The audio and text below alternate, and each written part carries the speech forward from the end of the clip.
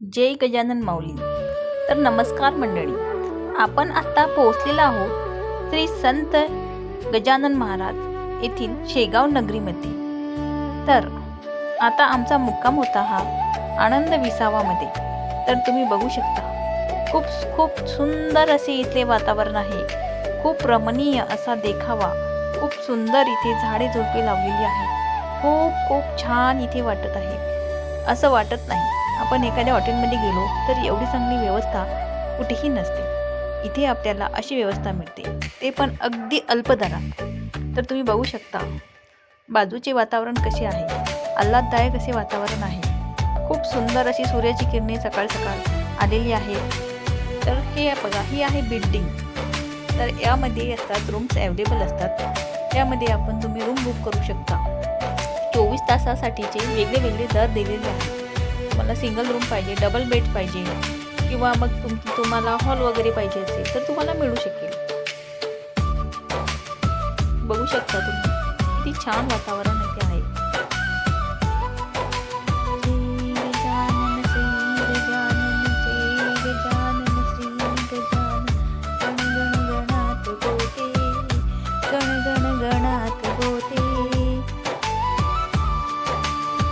सुंदर असे त्यांनी आतमध्ये जे रस्ते दिलेले आहेत ते अगदी स्वच्छ, ते तुम्ही बघू शकता. खूपच सुंदर अशी स्वच्छता तिथे आहे. खूप छान तिथे आनंद आपण घेऊ शकतो.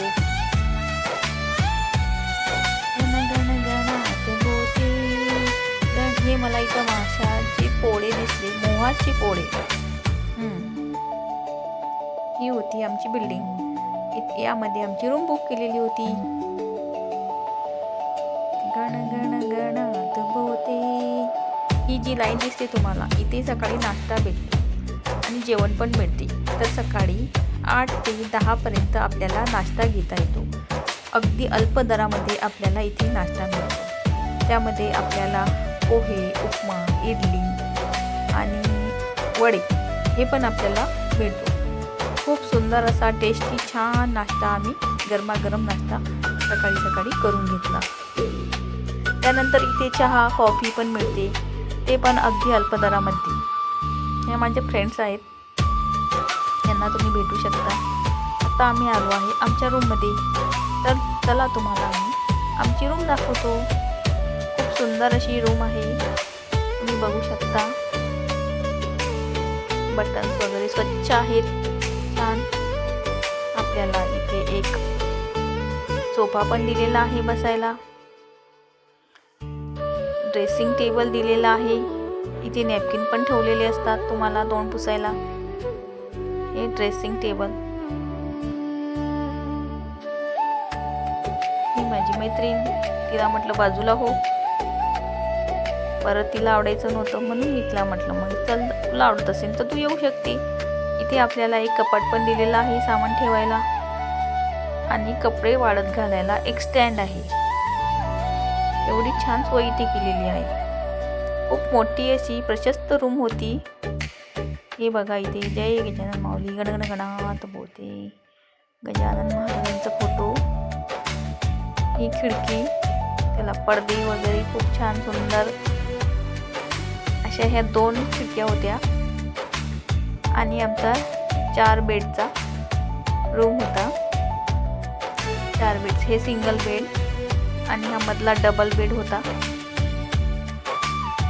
आणि साईडनी परत एक सिंगल बेड. खूप छान प्रशस्त अशी रूम आहे. अगदी स्वच्छ सुंदर. टॉयलेट बाथरूम तुम्ही बघू शकता, अटॅच दिलेला आहे. ते पण अगदी स्वच्छ. आणि आमचा सकाळचा नाश्ता तुम्हाला दाखवलेला आहे मी शेवटी. या बसेस असतात इथे, आपण तिथे शेगावला.